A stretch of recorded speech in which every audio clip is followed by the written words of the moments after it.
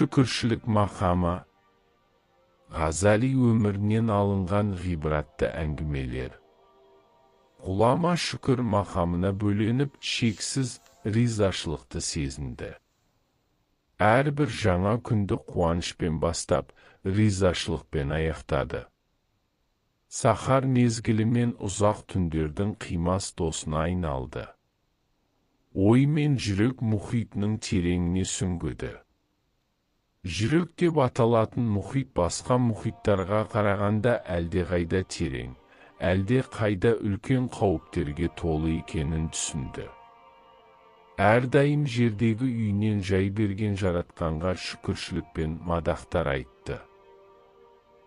Жүректе жаратқанмен жалғыз болу үлкен бақыт екенін сезінді. Шүкіршілік айтып, көзінен аққан жасқа жүрегі шомылып жатты.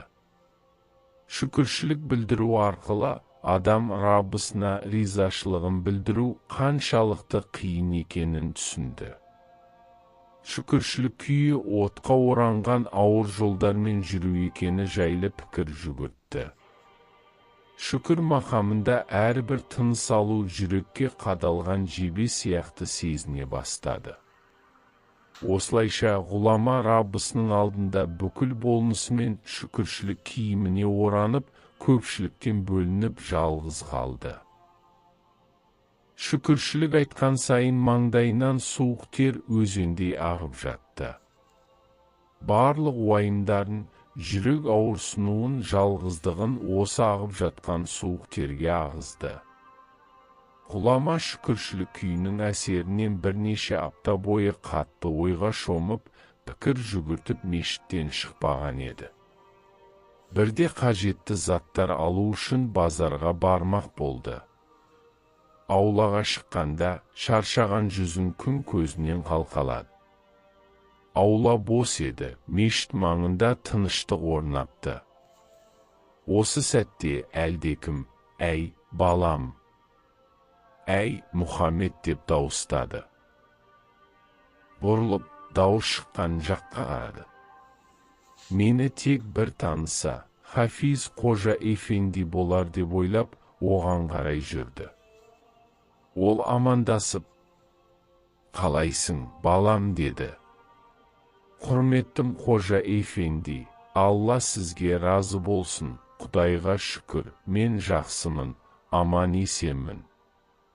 Балам-ау, сен аулаға көптен бері шықпадың, бірнеше рет іздеп бардым, жазып отырғаныңды көріп, мазаламадым. Немеремді жіберіп едім, сені кітап оқып отыр деп келді. Талабалардан сен жайлы тамақ ішуге кеп жүрме сұрап едім, бөлмесінен де шықпайды деді.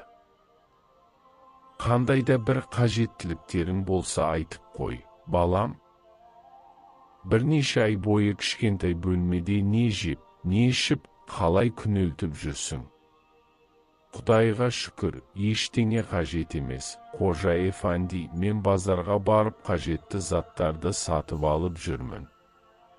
Арасында келіп, тамақтанып, талабалармен сөйлесіп тұрсаңшы. Қожа Эфенди, қазір өткенімді артта қалдыруым керек нәрселермен айналысып жатырмын. Көп жылдар бойы жүрегімді ауыртып жүрген нәрселерден қатты шаршадым. Жалғыздық пен оқшау қалу мені өміріме қайтарды. Білесіз бе, өз өткеніме оралғым келмейді деді. Хафиз Қожа басын иіп, ойланып тұрғанда рұқсат сұрап, Хафиз Қожа Эфендин қасынан жүріп кетті. Тез ақ суық терге малынды. Базарға барғанша ойланып барды.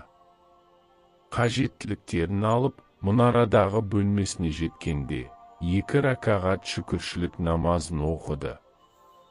Ішінде әлі де белгісіз қорқыныш пен діріл бар еді. Бүгін жазу, оқуға құлқы жоқ. Бар ойы Хафиз Қожа Эфенди өзінің кім екенін танығанына сенімді еді. Өйткені ол өзін бақылап, басқаларды қызметіне жұмсап, жағдайын сұрапты. Шамасы Ихсан кетпес бұрын бұның кім екенін айтқан болуы керек, деп ойлады. Ол өзін біреудің қарауына қалдыруды ойлаған болуы керек. Егер Хафиз Қожа Эфендиден басқа біреу өзінің мұнда екенін білсеше, егер өзінің мұнда екені жайлы хабар тараса, мемлекеттік шенеуніктердің құлағына жетсе, сұлтан мен оның уәзірлер білсе, не болмақ?